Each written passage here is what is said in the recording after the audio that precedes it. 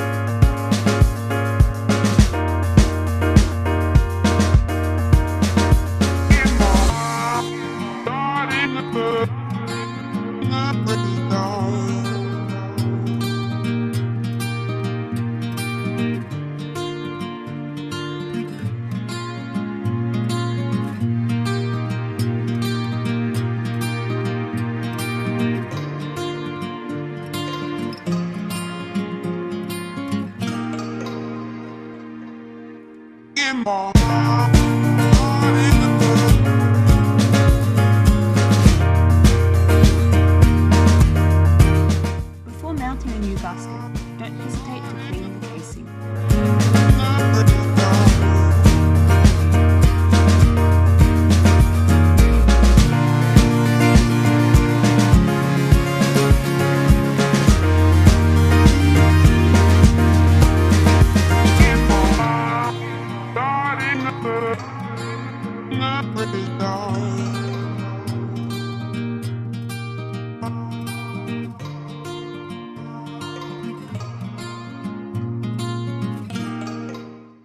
You can now finally place your valve cover back on.